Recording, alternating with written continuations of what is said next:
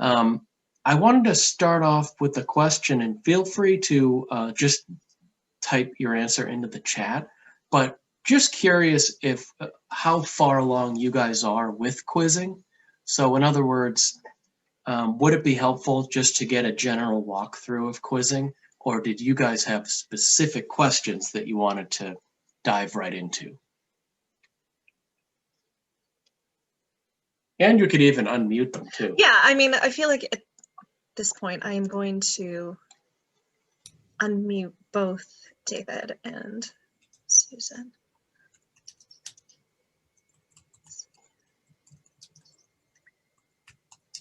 Okay, looks like David is unmuted, so. Hi there, how is everybody? Hey, how are you? I'm living the dream. I'm glad to There hear. you go. So yeah, to answer Matt's question, I've used the quizzes. I've used the stock quizzes, both multiple choice and more the identification, dissection quizzes. I guess I'll call them identification quizzes. I've revised, so I've cloned questions. I've created my own questions. I continually ask, however, how long it'll be before we can incorporate both a multiple choice question as well as an identification question into the same quiz, rather than having to have two quizzes. So that's my main, I guess, my main question at this point in time. And if it'll ever, if you think that'll ever happen, I guess my other question would be, are we ever going to be able to eliminate feedback at the end of the quizzes so students can't see if they got a right answer or not? It just doesn't provide feedback until the faculty member releases that. Yep. So the answer to both questions is, and I'm glad you brought up those two particular things, because those come up probably more than anything else quizzing wise. Those are going to happen. Okay. We don't have a timeline or anything like that right now, but especially the one where you can combine different types of questions in one quiz. That's Nice. Come up so many times with so many people that we're trying to figure out a way to do that. Okay. I guess it is. Oh, go ahead. Sorry. No, I was just affirming. I just said, okay, that's great. That's awesome. Yeah. So I'm not so good with the actual engineering and that sort of stuff. That stuff goes right over my head. But generally speaking, I guess the process of merging the two different types of questions is a fun little adventure for engineers. So to put it lightly. So I think that's why nothing's been done yet. Sure. But it's something that is definitely up there. And then there's workarounds. So you could have a quiz. You could create a graded quiz and then just have two parts to it. For example, multiple choice and dissection part. The only downside of that is it only allows you to set up, if you have everything sort of within the same graded quiz, both components have to have the same amount of time within that sort of blanket category. But you could just have two separate ones, but then the students have a little bit more clicking, and then you run the risk of them, oh, I didn't see the other quiz type of thing, even though you tell them and post it in email and everything else. That's still an excuse you might hear. Yeah, so here's an example of that just in one of our sample courses there. So yeah, the workaround there for Susan, who's also joining, is, in case you were poking around in there too, is yeah, you could have multiple quizzes within one quizzing assignment, but as David said, just be aware of those, the settings themselves. So just remember, when you're in an assignment, the timing settings and the number of attempts, all that fun stuff. If I were to select edit here, for example, all these quiz style settings would apply to all of those quizzes within that particular assignment. So again, as the workaround, you could just make multiple assignments. So it's not perfect, but there's ways to do each of those things. From your perspective, Susan, was there anything you wanted to touch on, or just a general overview, or anything specific? I don't actually have like an account with you guys right now to look at. I'm actually looking at a couple of different things for two purposes. I'm teaching undergrad A&P, but in a university where we're developing a physical therapy program. And I'm going to be in charge of the anatomy component of that. And we're not going to do a cadaver lab. So we do have the anatomic tables, but I was also, looking at something like this that we could possibly have for the undergrads and those students. So one of the things that we're coming up, is actually doing exams on Blackboard due to remote students and such. So I'm curious to see. I did a few of these webinars to see how people were using it. I know there's a lot that you guys have to offer, so I'm just curious to take a look at it again and see if it could possibly be a fit with what we're looking for. Cool, that's great. So would it be helpful if I took you on just a little quick tutorial on? Yeah, and I'd love to actually just see like a quick quiz if you have, to see what it looks like. Sure, absolutely. Yeah, I can do that. Just to answer David's other question first, I think it was something on this page. Oh, the quiz. Feedback Yeah, after the quiz. Yeah, that's the same sort of thing, same deal, where that's come up a lot, where yes, you can play around with these and you can say, don't show correct answers, for example, after the quiz, but you can't completely shut off any sort of feedback. So in other words, if you say don't show the correct answers, at the end, they still will receive, you got 4 out of 10, that type of thing. But that's come up a lot where people just want that to be almost like a full on-off switch, where there's no feedback at all until you decide. And sort of to add on top of that, and I think you had mentioned this, was it would be great to have that feedback, but when you think it's the right time. So when all the grades are in and that sort of thing, so that at a certain time you can set almost a release date for that. Right. Is that what you meant, David? That's perfect. So if students did well, then they'd be reaffirmed that they got it, because it would show that they got the correct answer, which then might potentially make them more inclined to either share their knowledge or have others seek them out because they know what the correct answer is. And I mean, there are other ways, I guess, to get around sharing ideas as far as the question pools and things like that, and having it time. But just to have that option for the faculty to be able to release it later, like you said, once the window to take the quizzes, for example, is over, then you could release it and it wouldn't be a problem. Yeah, definitely. That's a good point. I like that feedback. And I'll actually add your name to the list of people that asked about that specific thing. I'm sorry about that. I was going to say, is everybody okay?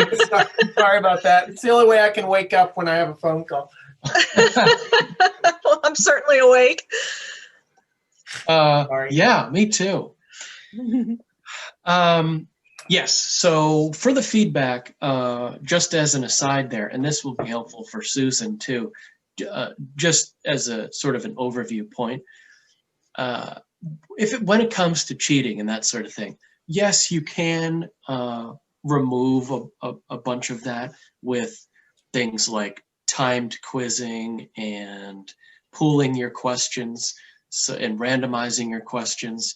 So that combination of things will help cut down on the quizzing. So I think that's originally why we didn't have that option of completely cutting off all feedback, because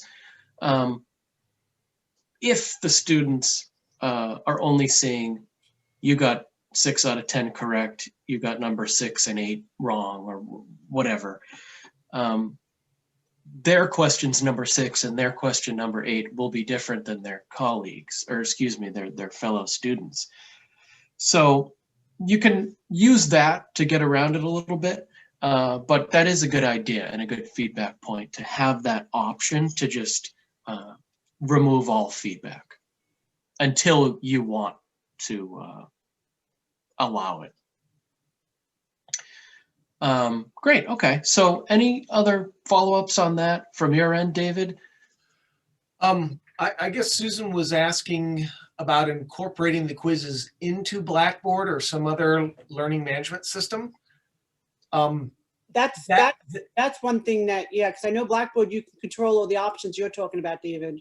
Right, yeah, you can in D2L, which is what we use as well. But I think I recall in previous office hours that I've attended that there was work being done to actually be able to take a visible body quiz and actually upload it into one of the LMS platforms. I don't know if that has come to pass or if it's still being worked on or where we are there. Yeah, good question. And this is good. This will benefit both of you guys too, is basically the way that we've set it up right now is it's technically a manual process still. So if I'm in my grade book here, here's a few grades. If you wanted to take the grades from here and plop them into D2L for David, or I think Susan said you use Blackboard, either way, you could easily do that. That integration isn't quite there yet.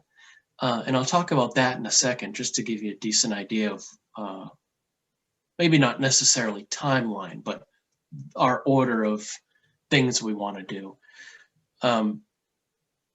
The export CSV button. So if you wanted to take those grades, you could easily export them into an Excel sheet. And as you can see here, it's essentially a Blackboard friendly file or a D2L friendly file. So it should have the right amount of columns, in other words, so that when you export that and then you go to upload it into your LMS system, it hopefully won't yell at you, for lack of a better explanation. Now, when it comes to that integration, just to give you guys an idea, and Allie, feel free to jump in too if you have any input.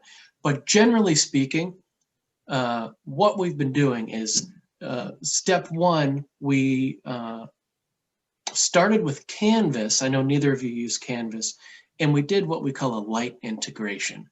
So really testing things out, essentially a single sign-on type scenario. And it's been working really well. And now we're fiddling around with doing the same thing with Blackboard.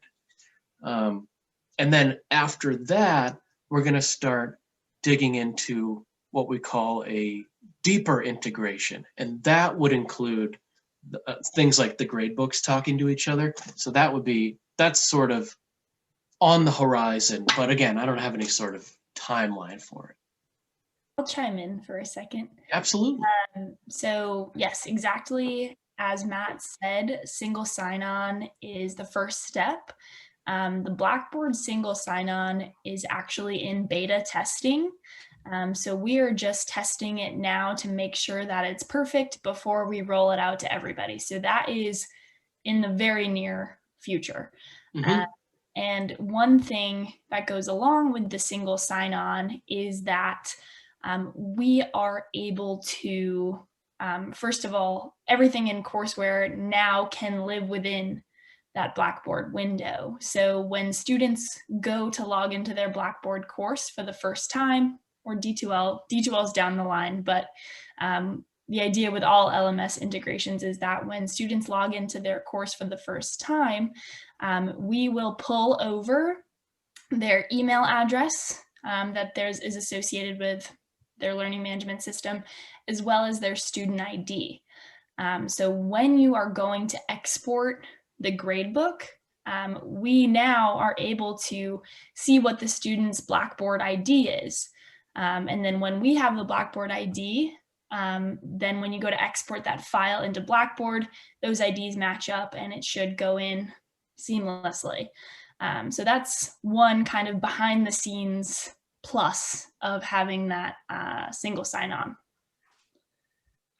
Yeah, and like Ali said, that's literally being worked on now. I think there was, what, 3 or 4 big schools that we worked with for the beta testing there, including one of Ali's biggest schools. So yeah, so we're just working out the kinks on that. And so for those of you guys using Blackboard, something to look forward to coming soon. And we just wanted to say hello to Roberta, who joined also. And Roberta, I'm going to allow you to talk. We're going to unmute you. So here you go. Hi. Hi, Hey Roberta. there. Can you hear me? Can hear you just fine. Okay. How are you? We're doing Well, great. So we were just poking around in courseware and talking about quizzing. Now, from your perspective, have you poked around in there at all, or would it be helpful for you to see just a general overview of what we offer when it comes to quizzing? Yes, I appreciate that. Yeah. I'm Okay, not using perfect. it now. I'm just trying to understand how it works and what you offer. So in the future, I can use it eventually. Excellent. Yeah. So we can definitely do that, because I know Susan was interested in similar items. And for David, it might work. It might work as a nice review for you. You might pick up on things you hadn't seen before, but if not, feel free to ask any other questions as they come up too. Thank you. Or feel free to just leave. Well, I do have a class at 2, so I am going to have to leave a little before the presentation. So no offense. I just wanted to get No, none taken. We're not trying to kick you out either. So no, I didn't. That came out way wrong. What I meant was, if I'm repeating things that you've heard and you're like, yeah, you don't have to stick around just to have good manners. You can bow out. I should have said it that way. Not like us So- students that we realize are gone when you're ending the meeting and they're still hanging out there. yeah. Yeah. Okay, so what I'll do, let me pull up, well, actually, let me start with this. I like to mention this first. So within any of our pre-made courses, which we won't really get into much today, I just want to show you as an example. Just know that we offer both practice quizzes and graded quizzes. So these practice quizzes here, you'll notice there isn't that check mark next to them. So those do not go into the grade book. Those ones are just strictly for practice, and you can't edit those ones either, so you can't really fiddle around with those. The reason being, those ones are built right into the apps themselves, so they're hard-coded in there. But they're very helpful if I went in and just to launch one as an example here. Well, actually, that's a multiple choice. I wanted to show you maybe a dissection style quiz here. So again, this is just a practice quiz. It looks similar to the graded ones, but I just wanted to show you when it comes to the practice quizzes, these are great for self-assessment for the students. So they can work through these, submit the question there. It'll tell them if they're correct or not. So if they get something wrong, they can use this as a learning opportunity. So they can click on show answer and it'll show them exactly where that correct answer is.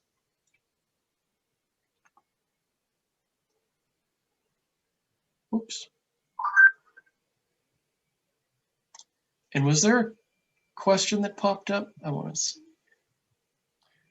It was me again. I apologize. Oh, okay. You had said that the practice quizzes are hardwired and they cannot be edited. I'm just wondering if you think that will ever change in the future,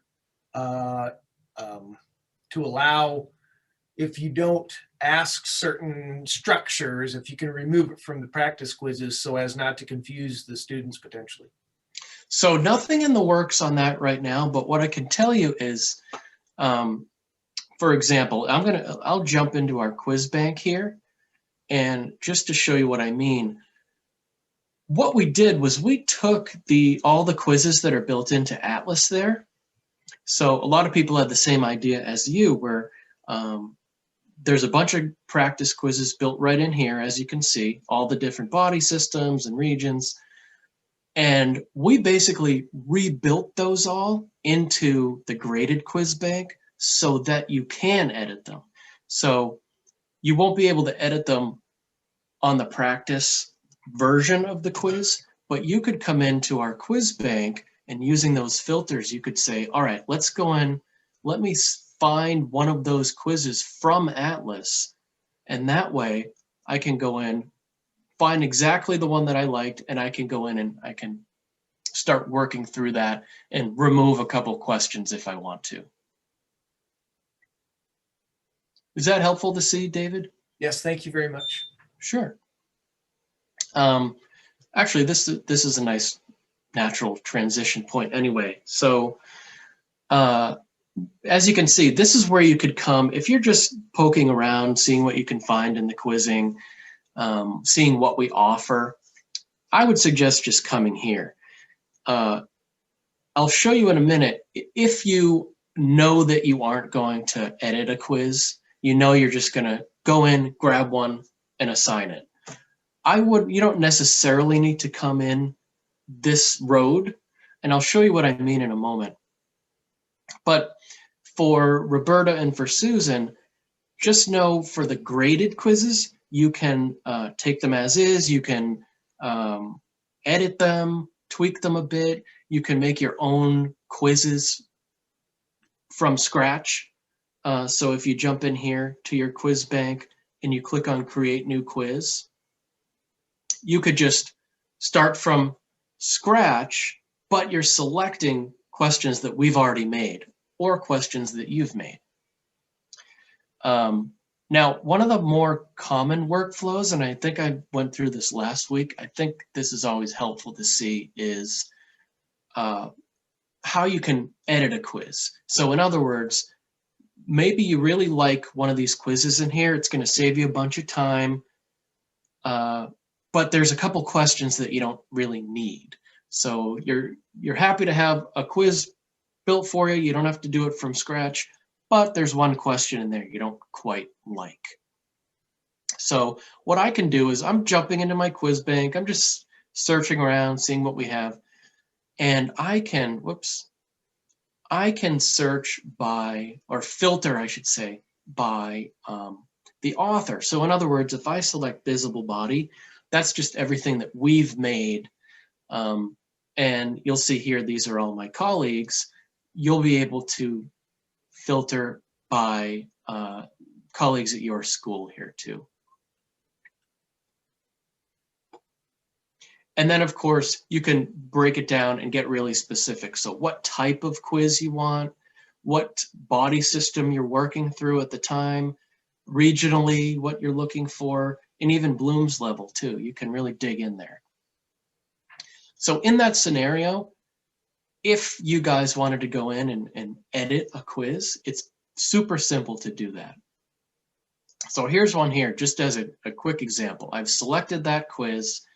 I can do a quick little preview over here on the right-hand side, or I could launch that quiz here as well. And I'll launch that and I can come back to it just to give you a visual of it. But say I'm scrolling through here, great, most of it's fine, 13 questions. I just need to remove one of them because we aren't going through that particular structure.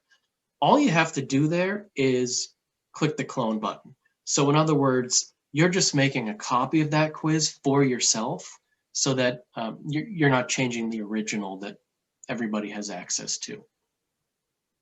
So I made my copy and here it is here. Now I can go in and I can edit that. And now here's where I can jump in. And I mentioned this at the beginning when we were talking about cheating and that sort of stuff. Here's where you can pool your questions. Here's where you can randomize the question order, which will be by default.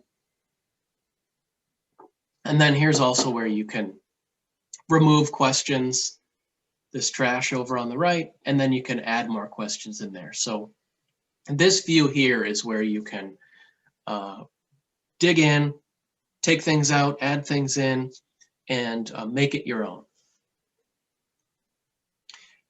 And just to sort of finish the loop here, remember what we just did there was we just made a quiz. We never actually put it into our course yet. So we haven't actually assigned it to the students.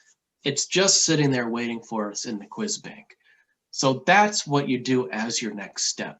So I would then hit save quiz, and then I could choose from this. So it's sort of walking me through. It's saying, do you want to just forget about this for now and come back later? Do you want to make another quiz? Or would you like to actually take this quiz and put it into your course? So just to show you that quickly, I would choose the course that I want to plop it into. You're just now telling the system, you're confirming, this is the one I want. This is the one I want to add into my assignment. And then now we're back to that page that I showed you earlier. So now all you do, you have your quiz, you're just now putting it into an assignment and giving it some settings. So you're determining maybe if it's a low stakes quiz, it's only worth 1 point. You can give them unlimited attempts, something like that. You can add a time limit. You can fiddle around with that quiz feedback depending on when you'd like the students to see the correct answers. So that's all built in there.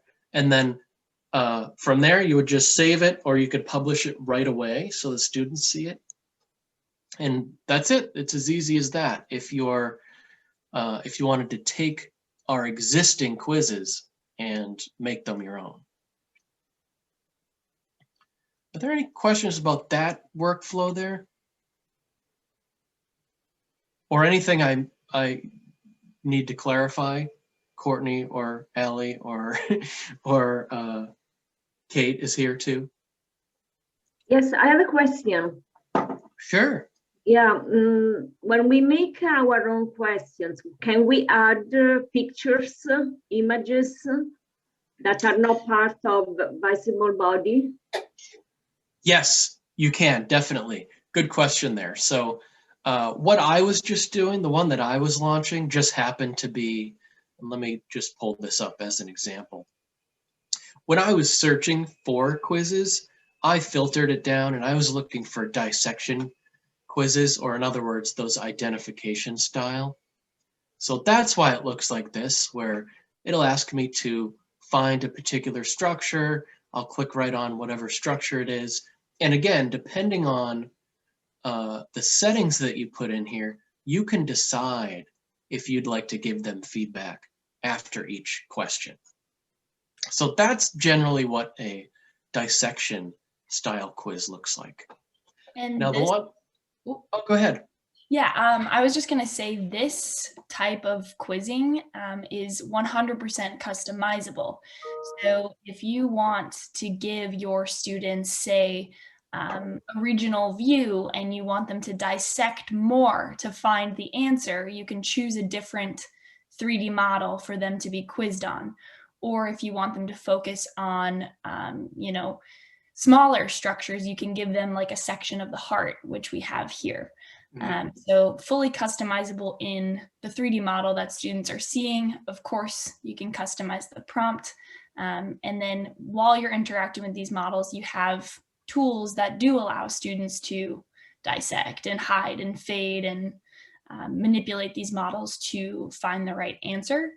And the last thing I'll point out is since there is that flexibility of choosing the prompt and the model, you can make, first level questions that are like, find the middle head of the right deltoid. Or you can make them second level questions and say, select any of the muscles involved in shoulder abduction type of thing. So just some ideas for you to consider, and with what can be done. There's definitely a lot of flexibility as far as creativity with the tools that we have in the graded quizzing features. Very good point. Yeah, like when it comes to, say, the muscular system, as an instructor, you can sort of fiddle around with the specific view that you're actually giving the student. So in other words, you could just give them a general, easy shoulder muscle view and say, where's the deltoid or whatever. Or you could give them a more generalized view and say, where's the pectoralis minor? And they'll have to actually go in and dissect through and find that structure. So you can play around with the ways and the different views that you put into your questions.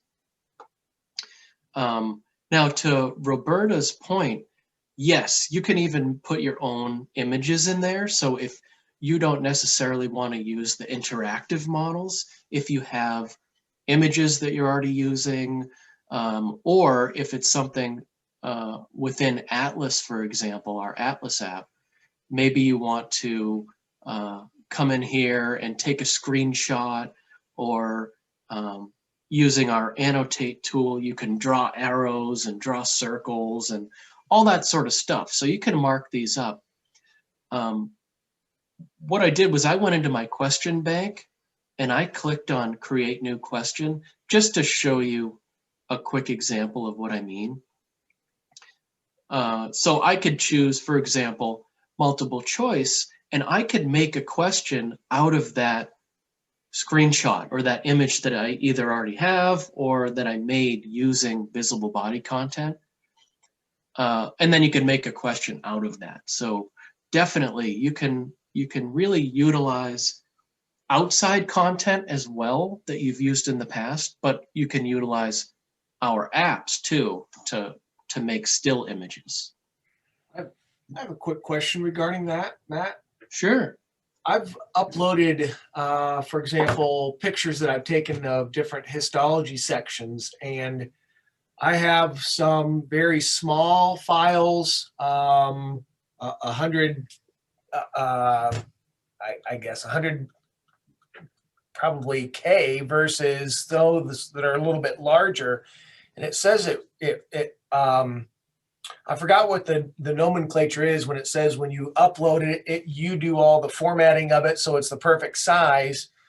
But regardless of what I imported, it always appears the same size on the screen. And sometimes it'll be so small that if my students do the plus sign on the keyboard to increase the magnification of the screen, the pictures get too pixelated.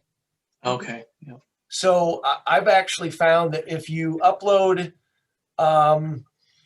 if you have a large picture, you actually crop the parts of that picture that you don't want and are very focused on those pictures that you upload into it. And then it works really, really well. But if you have a larger picture, say a picture of an entire heart, and you expect the students to want to be able to focus in on something, that's going to be a little bit harder. And I'm just wondering, am I doing something wrong, or what could possibly be done that might make the images that you upload a little bit more clear? So from my perspective, and I saw Allie unmute, so you might have something to say too, but in the last couple of weeks, we had a couple updates to, or maybe this was even a month ago now, we made some updates to our quizzing app. So to fix things like that, Okay. and if I recall correctly, you're able to upload a larger image now. Okay. Allie, is that something off the top of your head that you remember being on that list? Yes, it is one of the enhancements that we did make in the most recent quizzing update. And I think it's a great tip that you have, David, to really focus in, because although the image is bigger than it was before, it's still not as big or as clear as we'd like it to be. So that's on our laundry list of things to work on. That's something we don't have a date on yet, but we did make a significant improvement to it in our last update. So hopefully that does help, but I think that's a really high quality tip that you just gave, David, as far as, you know, really zoning in on what you want students to pay attention to, as opposed to a bigger structure type of thing. And if you are able to do that, which I've done with a couple of different questions, blood smears or something like that, or a blood cell. So rather than you have a large view with a lot of different cells or formed elements on that, and you draw an arrow to one in particular, I found that was very granular. It was very pixelated. But when I cropped it down and all you could really see was a neutrophil or something like that, maybe just the outline of some of the neighboring erythrocytes, then it was crystal clear, and it worked really, really well. It was awesome. So that was nice to have that option of uploading a picture into the quizzes. Yeah. That's good And to that's hear. good feedback. Yeah. Yeah. Like Ali said, it was improved to a certain degree. It still needs that one more step, but it is a little better than, say, if you went in there 2 months ago and made a quiz question. It is a little bit better than that, not just with the pictures, but also things like something as simple as just navigating with the models. Say, for example, using the scroller on your mouse. For the graded quizzes specifically, that previously was super sensitive, and you'd zoom all the way in on, say, the heart with one scroll of your mouse. Now we've made that, updated that to basically match how it works on the practice quizzes, so that it's a little more natural and a little bit more streamlined across the two quizzing types. The other update, and there were a few different things, like it's a totally new quizzing environment. But on the back end, one of the updates we made is that now we pull student data every time a student completes a question. Prior, we were pulling student data when they finished the entire quiz. But now we have many more data entry points. So we now have more information about, you know, the student's experience taking the quiz.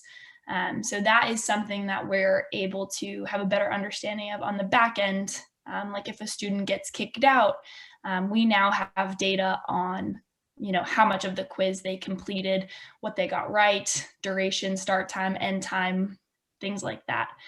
So a lot more data than we had before as well.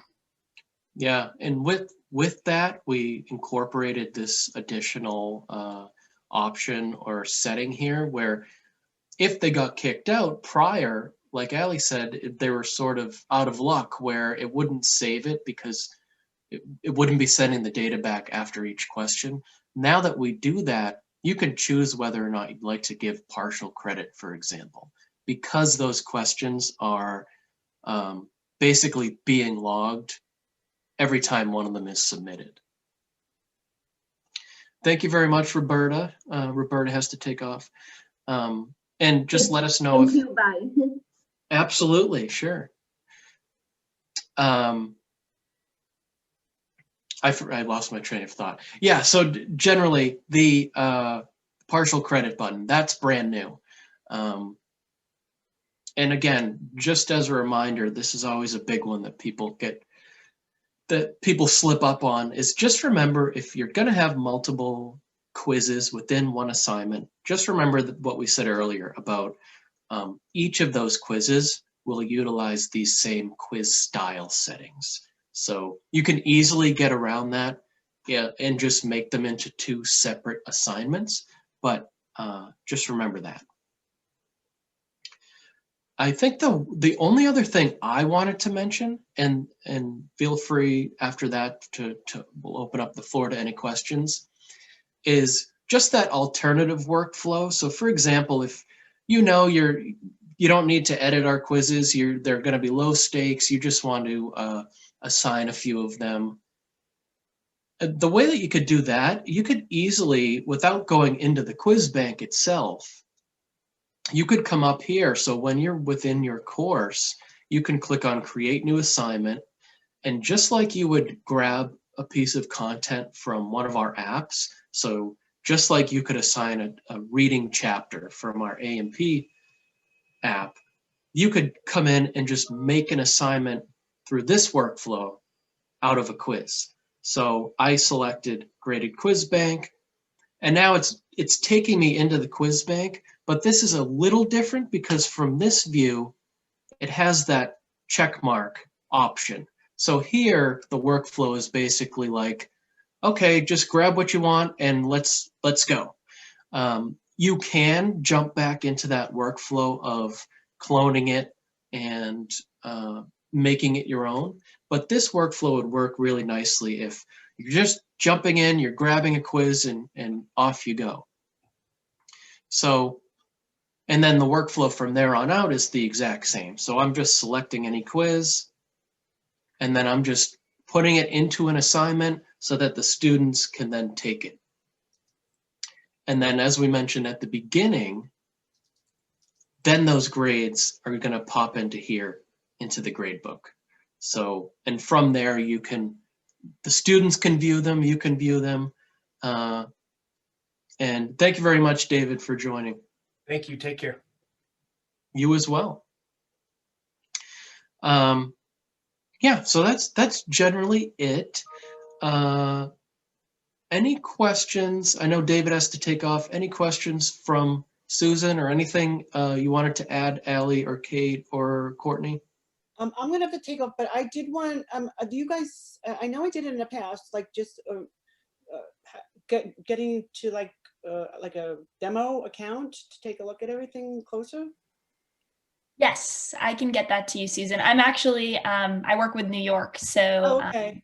yes, you've probably gotten emails from me. I get tons of emails from you guys, because I did do one, actually, I did a trial with you guys really long time ago, years ago, when I think you first came out, and I thought it was awesome, and I was, and I, you know, at that time I was working at a different university, and they are probably, I don't know, Turo, they're probably, their OT program's probably gonna go with you guys, because they're changing their curriculum. So, and they use Canvas, so that'll be helpful for them. Yeah, so now that I'm at this new place, we definitely need to look at some platforms and see what we can get going. Certainly, I can send you an email with your courseware instructor trial account. All right, great. Thank you so much. Thanks, Susan. Awesome. Yeah. Yeah, that's the best way to do it is just to dive in there and not just with the quizzing, but with everything, just to poke around and see play around. You're not going to break anything. I always say, you know, hands-on is the best way to learn. It is. It's like, let me click here and see where it takes me. Exactly. Yeah, you can't break it. Only our engineers can break it, and only our engineers can fix it. So you're good to go if you just want to get your demo account and just poke around in there. That'd be great. Thanks so much.